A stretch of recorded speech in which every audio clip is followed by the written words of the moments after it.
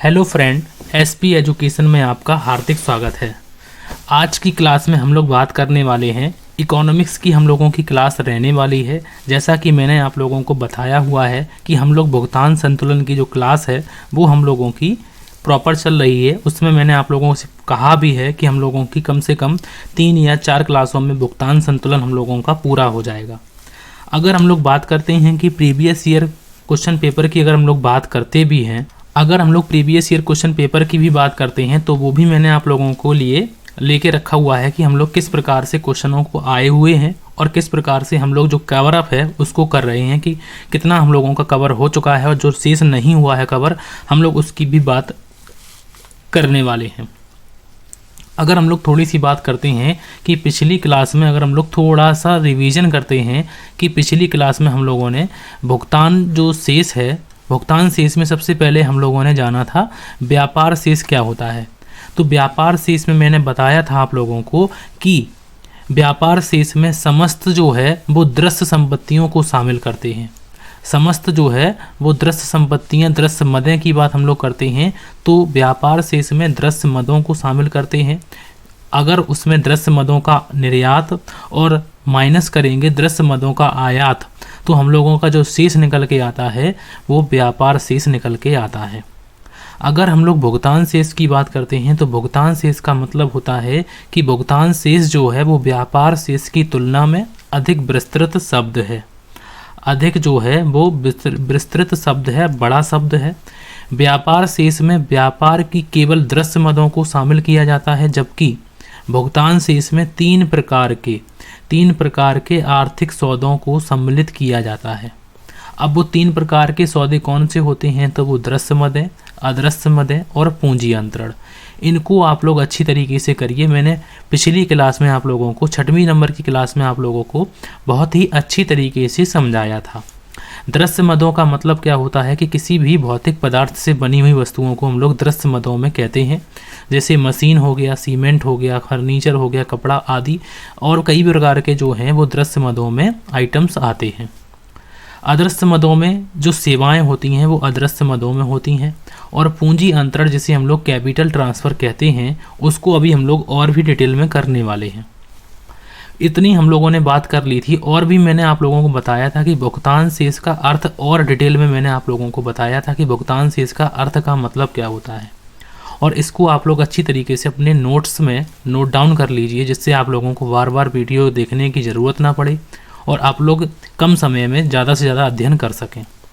अगर हम लोग बात करते हैं भुगतान शेष की विशेषताओं की, तो भुगतान शेष की विशेषताएं जो हैं वो आप लोगों के सामने लिखी हैं कि क्रमबद्ध लेखा रिकॉर्ड रखती हैं, निश्चित समय अवधि होती है भुगतान शेष की, व्यापकता इसकी ज़्यादा होती है व्यापार शेष से, भुगतान शेष में दोहरी अंकन प्रणाली होती है, स्वसंतुलित होता है और अंतर समायोजन वाली विशेषताएं जैसी से बसीभूत होती है, या फिर इसको हम लोग भुगतान शेष में ये सब विशेषताएं होती हैं। उसके बाद मैंने आप लोगों को यहाँ तक बता दिया था और आज की क्लास में हम लोग बात करने वाले हैं कि भुगतान शेष संरचना की हम लोग बात करने वाले हैं। इससे पहले अगर हम लोग बात करते हैं भुगतान शेष संरचना से पहले तो हम लोग कुछ बातें देख लेते हैं कि जो पिछली साल आप लोगों का पेपर जो है, पिछली साल जो पेपर आया हुआ है एमसीक्यू टाइप में, भी मैं आप लोगों को दिखाऊंगा कि एमसीक्यू टाइप क्वेश्चन जो 10 क्वेश्चन पूछे गए हैं वो किस प्रकार से क्वेश्चन पूछे गए हैं। आप लोग यहाँ पर ध्यान से देखिए कि यहाँ पर ये क्वेश्चन पेपर नंबर लिखा हुआ है, ये नहीं है कि मैंने कोई अलग से नहीं लिया है, ठीक है। और ये क्वेश्चन पेपर नंबर है। और यहाँ पर देखिए क्वेश्चन नंबर 11 में क्या लिखा हुआ है कि अर्थव्यवस्था की केंद्रीय समस्याओं का वर्णन कीजिए, और इंग्लिश में भी लिखा हुआ है describe the central problem of economy. ये 3 नंबरों का क्वेश्चन है, ये 3 नंबरों में क्वेश्चन पूछा गया था। अगर हम लोग बात करते हैं क्वेश्चन नंबर दूसरे की, और दूसरे में हम लोगों ने बात की है सामान्य वस्तुएं और निम्न स्तरीय वस्तुओं में भेद पूछा गया है। ऐसे उत्पादन फलन के बारे में पूछा गया है नेक्स्ट पॉइंट में, और उत्पादन फलन के बारे में मैंने आप लोगों को बताया हुआ है उत्पादन फलन का मतलब। अगर आप लोगों ने नहीं अच्छी तरीके से देखा है तो उसको बता दीजिए, मैं आप लोगों के लिए फिर से वीडियो प्रोवाइड करने की कोशिश करूंगा, और अगर है वीडियो तो आप लोग ज़रूर देखिए। यहाँ पर हम लोगों ने केंद्रीय समस्याओं के बारे में मैंने आप लोगों को बता दिया था। उत्पादन फलन के बारे में हो सकता है ना बताया हो, लेकिन बताऊंगा ज़रूर आप लोगों को। फिर उसके बाद यहाँ पर एक क्वेश्चन पूछा गया है, 18 नंबर क्वेश्चन पूछा गया है कि भुगतान संतुलन देखो यहाँ से क्वेश्चन पूछा गया है, भुगतान संतुलन जो चैप्टर है वहाँ से क्वेश्चन पूछा गया है और ये 3 नंबरों में क्वेश्चन पूछा गया। 3 नंबर बहुत मायने रखते हैं। भुगतान संतुलन के पूंजी खाते, 2 खाते होते हैं, एक होता है चालू खाता और एक होता है पूंजी खाता। अब संरचना की बात हम लोग ये इसी में करेंगे क्योंकि ये क्वेश्चन संरचना से आया हुआ क्वेश्चन है। संरचना से भुगतान शेष की संरचना, किस प्रकार से हम लोग भुगतान शेष को बनाते हैं और भुगतान शेष में कौन कौन से खाते खोले जाते हैं। अब मान लो पूंजी खाता खोला जाता है और एक खाता खोला जाता है चालू खाता। अब पूंजी खाते के यहाँ पर घटक पूछे गए हैं, पूंजी खाते में कौन कौन से घटक शामिल करते हैं और ये क्वेश्चन जो पूछा गया है ये क्वेश्चन 3 नंबरों में पूछा गया है और क्वेश्चन नंबर ये 18 नंबर क्वेश्चन लिखा हुआ है। फिर उसके बाद हम लोग लघु उत्तरीय की बात करेंगे, लेकिन हम लोग एक एक पॉइंट को पहले क्लियर करेंगे, उसके बाद ही आप लोगों को सारा पेपर दिखाएंगे और पूरा पेपर एक एक करके हम लोग सॉल्व भी करते चलेंगे और क्वेश्चन भी आप लोगों को दिखाते हुए चलेंगे कि किस प्रकार से क्वेश्चन पूछे गए हैं। तो ये जो है बजट की बात हम लोग अभी करेंगे, बाद में जब हम लोग पढ़ेंगे ना तो इसको अच्छी तरीके से करने वाले हैं। अगर आप लोगों को प्रीवियस ईयर पेपर चाहिए तो आप लोग टेलीग्राम चैनल को ज्वाइन कर लीजिए। मैं आप लोगों को वहाँ पर जो पेपर है ओल्ड पेपर उसको आप लोगों को सेंड कर दूँगा, ठीक है। वहाँ पर आप लोग अच्छी तरीके से देख सकते हैं कि पिछली साल जो पेपर पूछा गया था वो किस प्रकार से पूछा गया था। अगर हम लोग बात करते हैं भुगतान शेष संरचना की, भुगतान शेष संरचना अगर आप लोगों को एसपी एजुकेशन चैनल पसंद आता है तो प्लीज़ आप लोग इसको सब्सक्राइब भी करें। अगर हम लोग बात करते हैं कि भुगतान शेष संरचना को 2 प्रकार के खाते इसमें सम्मिलित होते हैं। भुगतान शेष की अगर हम लोग संरचना की बात करते हैं तो इसमें 2 प्रकार के खाते खोले जाते हैं या सम्मिलित किए जाते हैं। अब वो कौन कौन से खाते हैं जो इसमें सम्मिलित किए जाते हैं, तो अगर हम लोग बात करते हैं कि इसमें 2 प्रकार के खाते खोले जाते हैं। एक खोला जाता है, नंबर फर्स्ट खोला जाता है चालू खाता, और जिसे हम लोग इंग्लिश में क्या कहते हैं, करेंट अकाउंट कहते हैं। करेंट अकाउंट अगर हम लोग बात करते हैं तो करेंट अकाउंट का मतलब क्या होता है, और करेंट अकाउंट में हम लोग करेंट अकाउंट की अगर हम लोग बात करते हैं, करेंट अकाउंट में कौन कौन सी मदों को शामिल करते हैं उनकी भी बात हम लोग करेंगे, और करेंट अकाउंट की कौन कौन सी विशेषताएं होती हैं उनकी भी बात हम लोग करने वाले हैं। तो चलिए हम लोग करेंट अकाउंट को देख लेते हैं कि चालू खाता वह खाता है, चालू खाते की हम लोग बात करेंगे। चालू खाता वह खाता है जिसमें वस्तुओं और सेवाओं की आयात और निर्यात, मतलब कि आयात का मतलब अगर हम लोगों ने किसी देश से माल मंगाया है तो उसे आयात कहते हैं, और अगर किसी देश को माल भेजा है, चाहे वस्तु की बात करें चाहे सेवाओं की बात करें, तो यहाँ पर चालू खाते में जिसमें वस्तुओं और सेवाओं की आयात और निर्यात, एक पक्षीय भुगतानों का हिसाब किताब रखा जाता है और चालू खाते के अंतर्गत उन सभी लेन देनों को सम्मिलित करते हैं जो वर्तमान वस्तुओं और सेवाओं के आयात निर्यात के लिए किए जाते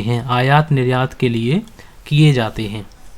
संक्षेप में अगर हम लोग बात करते हैं तो संक्षेप में चालू खाते के अंतर्गत वास्तविक व्यवहार लिखे जाते हैं। संक्षेप में अगर हम लोग बात करते हैं तो संक्षेप में चालू खाते के अंतर्गत जो वास्तविक व्यवहार हैं, जो मतलब रियल हैं, रियल की बात हम लोग यहाँ पर करते हैं, उनको हम लोग इस चालू खाते में लिखेंगे, और जो नहीं है उनकी हम लोग वास्तविक, जो सामान्य की प्रकृति के होते हैं, जो अवास्तविक प्रकृति के होते हैं, उनको हम लोग इसमें नहीं लिखते हैं। चालू खाते में मतलब समझिए कि पहली बात कि भुगतान शेष की संरचना में 2 प्रकार के खाते खोले जाएंगे। कौन कौन से? एक खोला जाएगा चालू खाता और एक खोला जाएगा पूंजी खाता। पूंजी खाते की अभी हम लोग बात करेंगे, लेकिन पहले चालू खाते को क्लियर कर लेते हैं। चालू खाते में हम लोग क्या क्या लिखते हैं, तो चालू खाता वह खाता है जिसमें वस्तुओं और सेवाओं के आयात और निर्यात एवं एक पक्षीय भुगतानों का हिसाब किताब रखा जाता है, उसे हम चालू खाता कहते हैं। चालू खाता के अंतर्गत उन सभी लेन देनों को सम्मिलित करते हैं, उन सभी लेन देनों को शामिल करते हैं या उन सभी लेन देनों को इसमें लिखते हैं जो वर्तमान में वास्तव वस्तुओं और सेवाओं के आयात निर्यात के लिए किए जाते हैं। मतलब भविष्य, मतलब कि इसमें ना आगे की बात करते हैं ना पीछे की बात करते हैं, यहाँ पर वर्तमान की बात करते हैं, प्रेजेंट की बात करते हैं। तो प्रेजेंट में वस्तुओं और सेवाओं के आयात निर्यात, मतलब कि वस्तुओं को मंगाना और वस्तुओं को भेजना, उन संबंधी जो लेन देन होंगे उनका हिसाब किताब जो रखा जाएगा वो किस खाते में रखा जाएगा? चालू खाते में रखा जाएगा। याद रखिए कि इसमें वास्तविक व्यवहार लिखे जाते हैं। उसके बाद अगर हम लोग बात करते हैं कि चालू खाते की मदों की बात करते हैं कि चालू खाते में हम लोग किस प्रकार की मदों का लेखा लिखते हैं, किस प्रकार की मदों को लिखते हैं इसमें हम। तो चालू खाते में याद रखिए कि चालू खाते में हम लोग दृश्य वस्तुओं का निर्यात और आयात लिखेंगे। अगर हम लोगों ने दृश्य वस्तुओं का आयात किया हो चाहे निर्यात किया हो, export and import of visual items, इनको हम लोग लिखेंगे। अगर हम लोग बात करते हैं इसमें हम लोग अगर बात करते हैं तो दृश्य वस्तुओं का आयात व अगर दृश्य वस्तुओं का आयात व निर्यात चालू खाते में सबसे बड़ी मद है। ठीक है, निर्यातों को लेनदारी पक्ष में और आयातों को देनदारी पक्ष में रखा जाता है। इस बात को आप लोग ज़रूर लिख लीजिए, क्योंकि नोट डाउन में आप लोगों को लिख भी सकते हैं और अगर आप लोगों को याद नहीं रहता है, लेकिन अगर आप लोग कोई एग्ज़ाम देने जाते हैं जैसे टीजीटी पीजीटी वगैरह का एग्ज़ाम है, तो आप लोग अच्छी तरीके से इसको लिख सकते हैं कि निर्यातों को हम लोग कहाँ पर लिखते हैं। तो अगर हम लोग बात करते हैं कि निर्यातों को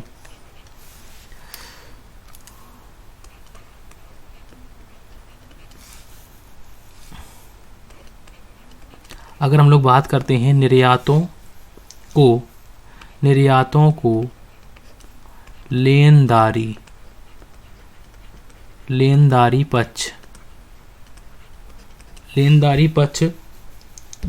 पक्ष अगर हम लोग बात करते हैं क्रेडिट साइड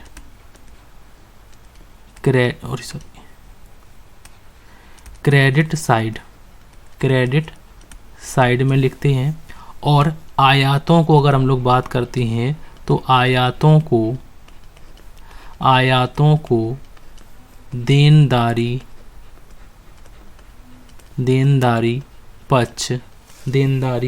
पक्ष जिसे हम लोग क्या कहते हैं, डेबिट साइड में लिखते हैं। ठीक है, उसके बाद दूसरी जो मद है उसकी बात अगर हम लोग करते हैं तो अदृश्य मदें भी इसमें लिखी जाती हैं। और अदृश्य मदें कौन सी होती हैं? सेवाओं संबंधी जो होती हैं उन्हें अदृश्य मदों में हम लोग कहते हैं। अदृश्य मदों की अगर हम लोग बात करते हैं तो अदृश्य मदों में अगर हम लोग बात करते हैं तो यात्रियों का खर्च की बात करते हैं। अगर हमने यहाँ पे पूछा जाता है तो यात्रियों का खर्च अगर हम लोग बात करते हैं, क्योंकि अगर मान लो कि कोई यात्री घूमने जाता है, अगर मान लो कि यह एक अदृश्य मद है। यात्राएं अनेक प्रकार की होती हैं, जैसे व्यापार संबंधी यात्रा करते हैं, शिक्षा संबंधी, स्वास्थ्य संबंधी, मनोरंजन संबंधी अगर हम यात्रा करते हैं के उद्देश्य से अगर हम लोग अपने देश में विदेशी पर्यटकों द्वारा व्यय निर्यात के सामान है, क्योंकि इससे हमें आय प्राप्त होती है। मान लो कि कोई यात्रियों का अगर हम लोग खर्च है, अब उसका लेखा जोखा करना है। मान लो कि कोई विदेशी है, वो भारत में घूमने आया है। अब वो घूमने आया है तो वो खर्च करेगा, पैसे खर्च करेगा, रहने के लिए खर्च करेगा, खाने के लिए खर्च करेगा। जब वो खर्च करेगा तो हम लोग कहाँ लिखेंगे? तो हम लोग क्रेडिट साइड में लिखेंगे, क्योंकि वो पैसे हम लोगों को देगा। तो वो खर्च करेगा तो हम लोग कहाँ लिखेंगे? क्रेडिट साइड में लिखेंगे। और अगर हम कहीं बाहर विदेश जाते हैं और हम वहाँ पर खर्च करते हैं तो वो एक तरीके से आयात कहलाएगा, क्योंकि हमने क्या किया, अपने देश का पैसा कहीं दूसरे देश में खर्च किया है, तो वो हम लोग डेबिट साइड में लिख सकते हैं। ठीक है, तो अगर यात्रियों का खर्च है तो वो अदृश्य मदों में आएगा। ठीक है, तो इस प्रकार से हम लोग इनको समझ सकते हैं। और एक पक्षीय आंतरण की अगर हम लोग बात करते हैं तो एक पक्षीय आंतरण जिसे हम लोग बात करते हैं तो इसकी अगर हम लोग बात कर लेते हैं कि विदेशों से प्राप्त अगर हमें दान मिलता है और उपहार मिलता है तो वो हम लोग कहाँ लिखेंगे, उसको हम लोग क्रेडिट साइड में लिखेंगे। लेकिन ये एक पक्षी होता है, दान अगर मिलता है तो ये नहीं है कि मान लो अगर मैंने आपको दान दिया है तो आप भी कहेंगे कि आप भी हमें दान दें, तो दो पक्षीय नहीं होता है। दान जो होता है वो एक पक्षीय होता है। तो एक पक्षीय आंतरण जो है वो भी हम लोगों का, अगर विदेशों से अगर हम पैसा दान के रूप में प्राप्त करते हैं तो वो हम लोगों का चालू खाते की मदों में हम लोग लिखेंगे उसको। और कहाँ पर लिखेंगे, तो उसको हम लोग क्रेडिट साइड में लिखेंगे। ठीक है, समझ रहे हो ना आप लोग? ठीक है, तो अगर हम लोग बात करते हैं तो यहाँ पर थोड़ा सा लिख लेते हैं जिससे आप लोगों को अच्छी तरीके से समझ में आ जाए कि विदेशों से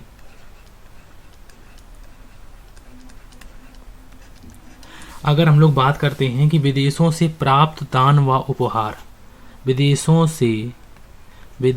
से प्राप्त दान व उपहार, विदेशों से प्राप्त दान व उपहार आदि कहाँ लिखेंगे हम लोग? आदि को हम लोग क्रेडिट साइड में लिखेंगे, क्रेडिट साइड में लिखेंगे। और एक पक्षीय आंतरण इसलिए होते हैं, एक पक्षीय ट्रांसफ़र इसलिए इन्हें कहा जाता है क्योंकि ये एक पक्षी संबंधी होते हैं। ये नहीं है कि अगर मैंने आपको पैसे दिए, मान लो मैंने आपको सामान दिया और आपने पैसे दिए, तो ये दो पक्षी की बात होगी। और यहाँ पर दान की बात करते हैं तो दान में एक ही पक्ष चलता है। ठीक है, अगर हम लोग बात करते हैं तथा अन्य देशों को दिए गए इसी प्रकार के दान को हम लोग, अगर मान लो कि विदेशों से अगर हमने दान प्राप्त किया है तो उसको हम क्रेडिट साइड में लिखेंगे। और विदेशों को अगर हमने दान दिया है, विदेशों को दान दिया है, दान व उपहार दिया है, उपहार दिया है तो कहाँ लिखेंगे? तो उसको हम लोग डेबिट साइड में लिखेंगे। अगर बनाने को अगर कह दिया जाता है कि आप लोग करेंट अकाउंट बनाइए भुगतान शेष का, तो आप लोग अच्छी तरीके से बना सकते हैं क्योंकि मैंने आप लोगों को एक एक बात समझाई है। चालू खाते की मदों में हम लोग दृश्य वस्तुओं का आयात और निर्यात दोनों शामिल करते हैं। अगर निर्यात करते हैं तो क्रेडिट साइड में होता है, क्योंकि निर्यात से अगर मान लो मैंने अपने देश से कोई देश, अपने मान लो कि हम लोग भारत की जो है, भारत की मान लो हम लोगों ने भारत की चाय जो है वो विदेशों में भेजी है। अब विदेशों में भेजेंगे तो विदेश का जो पैसा है वो आएगा भारत में, पैसा जो है वो आएगा। और जब आएगा पैसा तो इसे हम लोग क्या कहेंगे? पैसा जब आएगा तो हम लोग कहाँ रखेंगे? तो इस पैसे को हम लोग क्रेडिट साइड में रखेंगे, क्रेडिट साइड में रखेंगे। और ये हम लोगों की निर्यात कहलाएगी। चाय का हम लोगों ने क्या किया है? निर्यात किया है। और अगर हम विदेशों से कोई चीज़ मंगाते हैं, मान लो हम लोगों ने राफेल जो प्लेन है, राफेल जो लड़ाकू विमान है, वो मान लो फ्रांस से मंगाए, तो पैसा क्या किया? तो राफेल तो आ गए, लेकिन पैसा क्या किया? तो पैसा वहाँ पर हम लोगों ने रुपए जो है वो खर्च किए हैं। अब खर्च किए हैं तो डेबिट साइड में हम लोग लिखेंगे उसको। बिल्कुल एक एक पॉइंट आप लोगों को क्लियर हो गया होगा। अगर हम लोग बात करते हैं पहले खाते की, चालू खाते को मैंने अच्छी तरीके से समझाया है। अगर हम लोग बात करते हैं दूसरे प्रकार के खाते की, और दूसरा जो खाता लिखा हुआ है जिसे हम लोग क्या कहते हैं? पूंजी खाता कहते हैं। और पूंजी खाता क्या होता है इसके बारे में समझ लेते हैं।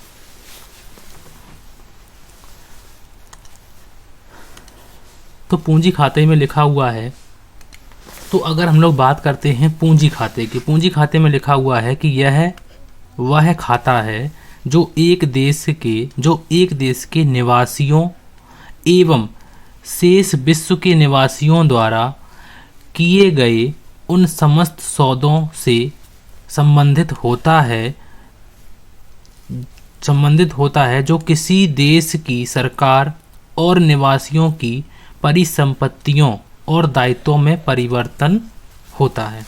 अगर हम लोग इसकी बात करते भी हैं कि पूंजी खाता वह खाता है जो देश के निवासी मतलब कि भारत के, मान लो कि हम लोग देश के निवासी एक देश के हो गया हम लोग भारत के, और शेष हो गया शेष शेष विश्व के निवासी, शेष विश्व के निवासी। भारत हो गया, एक भारत के निवासी हो गए और एक हो गया शेष विश्व के निवासी।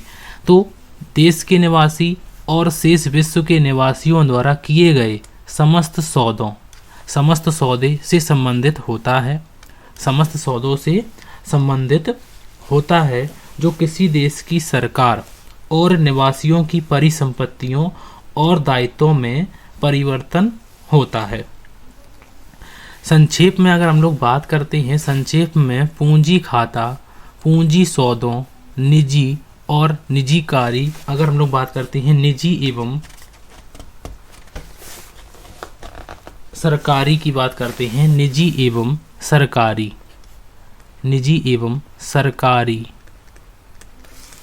सरकारी पूंजी आंतरणों, अगर हम लोग बात करते हैं तो संक्षेप में लिखा हुआ है कि पूंजी खाता जो है, पूंजी खाता में पूंजी सौदा, पूंजी निजी और सरकारी पूंजी आंतरणों मतलब ट्रांसफ़र और बैंकिंग पूंजी के प्रवाह का एक रिकॉर्ड है। मतलब इसमें जो है पूंजी खाते में पूंजी संबंधी सिर्फ मदों का उल्लेख लगता है।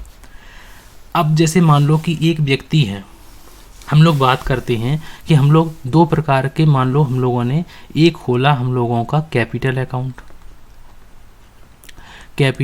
अकाउंट और एक खोला हम लोगों ने करेंट अकाउंट। ये मैंने आप लोगों को पार्टनरशिप में पहले ही बताया हुआ है। कैपिटल अकाउंट में हम लोग पूंजी संबंधी बातों को लिखेंगे, पूंजी अगर कम कर रही हैं तो इसमें लिखेंगे, पूंजी ज़्यादा करनी है तो लिखेंगे, अगर हम लोगों ने पूंजी मान लो निकाली है तो इसमें लिखेंगे, पूंजी अगर हम लोगों ने डाली है तो इसमें लिखेंगे। तो पूंजी संबंधी जो बातें हैं वो हम लोग पूंजी खाते में लिखते हैं। और करेंट अकाउंट में हम लोग समस्त जो वस्तुओं को आयात करेंगे, निर्यात करेंगे, तो इस संबंधी जब हम लोग जो नॉर्मल के जो खर्चे हैं वो हम लोग कहाँ लिखते हैं, तो उनको हम लोग चालू खाते में लिखते हैं। चालू खाता का मतलब ही होता है डेली के लेन देनों को लिखना ही चालू खाता में हम लोग लिख सकते हैं। इस प्रकार से आप लोग समझ लीजिए। वैसे तो चालू खाते का मतलब अलग होता है, लेकिन मैंने अपनी भाषा आप लोगों को समझाया है कि पूंजी खाते में हम लोग पूंजी संबंधी जो चीज़ें हैं उनको लिखते हैं। तो यहाँ पर लिखा हुआ है कि पूंजी सौदों से संबंधित, निजी हो या सरकारी पूंजी हो, ट्रांसफ़र हो या फिर बैंकिंग पूंजी का प्रवाह हो, इसका एक रिकॉर्ड जो है वो हम लोग कहाँ रखते हैं, पूंजी खाते में रखते हैं। पूंजी खाता ऋणों और दावों के बारे में बताता है।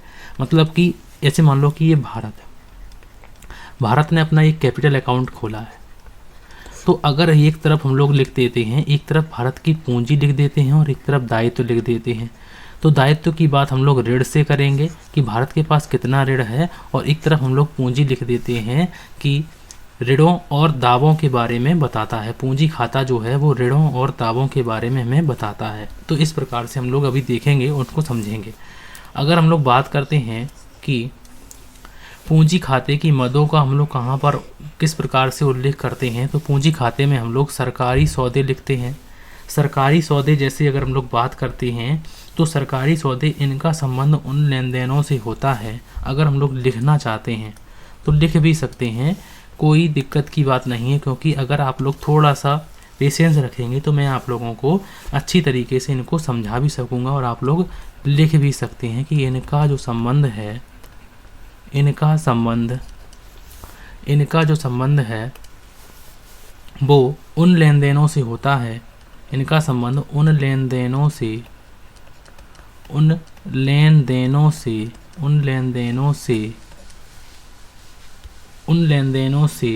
होता है जो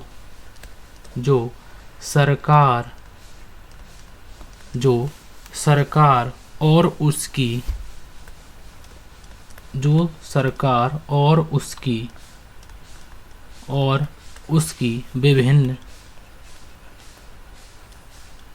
और उसकी विभिन्न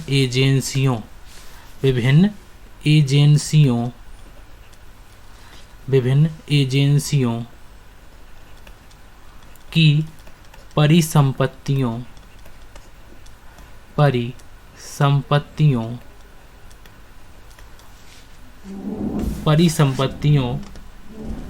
एवं दायित्वों को एवं दायित्वों को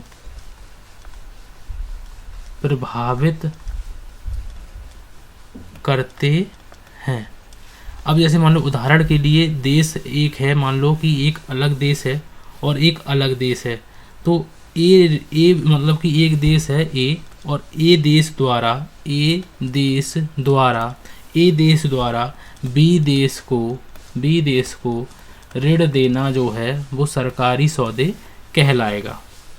उसके बाद गैर सरकारी या निजी सौदे इसमें लिखे जाते हैं पूंजी खाते में। विदेशी प्रत्यक्ष विनियोग लिखे जाते हैं, जैसे एफडीआई कहते हैं। फॉरेन डायरेक्ट इन्वेस्टमेंट की हम लोग बात करते हैं कि फॉरेन डायरेक्ट इन्वेस्टमेंट कभी कभी फुल फॉर्म भी पूछी जाती है कि एफडीआई की फुल फॉर्म क्या होती है।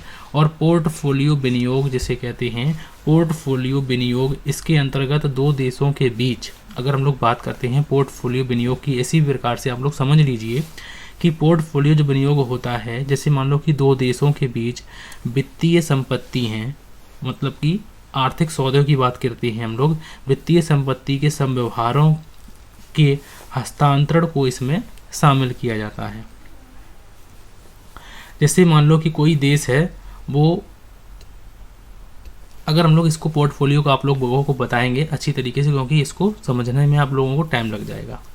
अगर हम लोग बात करते हैं तो थोड़ी सी बातें जो है मैंने आप लोगों को अच्छी तरीके से आज की क्लास में मैंने आप लोगों को थोड़ा ही लेकिन कराया हुआ है, संरचना की बात की हुई है, लेकिन मैंने एक एक पॉइंट आप लोगों को बताया हुआ है। इसको आप लोग अच्छी तरीके से अपने नोट में नोट डाउन कर लीजिए। अगर आप लोग अच्छी तरीके से नोट डाउन कर लेते हैं तो आप लोगों को ये बातें अच्छी तरीके से समझ में आ जाएंगी। लेकिन हैं ज़रूर छोटी बातें, लेकिन ये आप लोगों के काफ़ी काम आने वाली हैं। लेकिन एक बात और याद रखिए कि अगर हम लोग बात करते हैं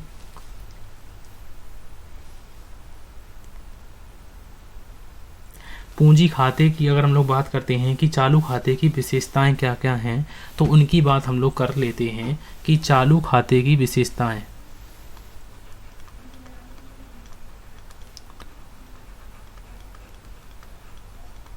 चालू खाते की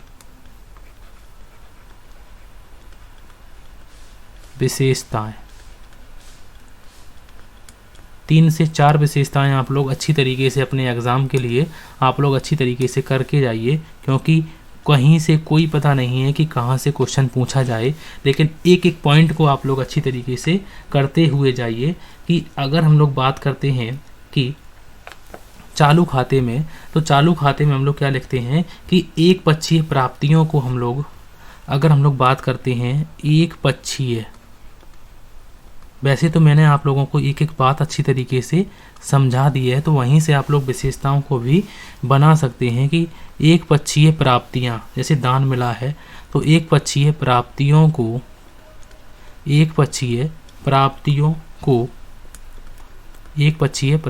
को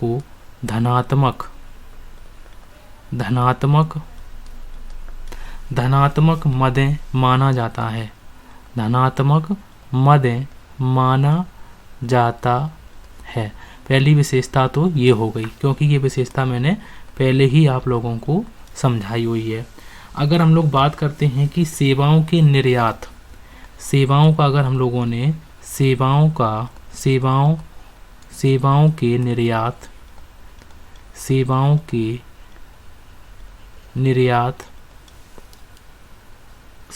निर्यात एवं आयात, सेवाओं के निर्यात एवं आयात के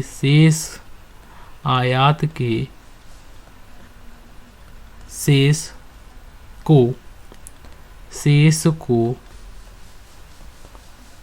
अदृश्य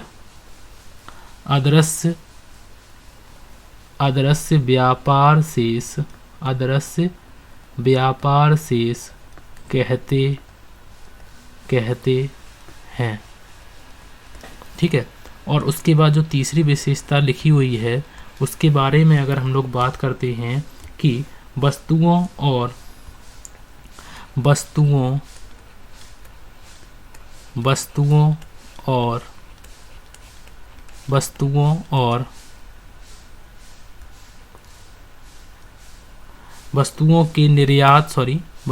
के वस्तुओं के निर्यात और आयात, वस्तुओं के निर्यात और आयात के शेष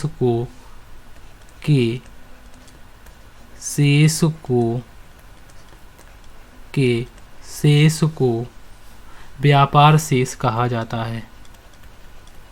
व्यापार शेष कहा जाता है। तो मैंने आज आप लोगों को भले ही थोड़ा बताया है, लेकिन मैंने एक एक पॉइंट आप लोगों को अच्छी तरीके से समझाया हुआ है।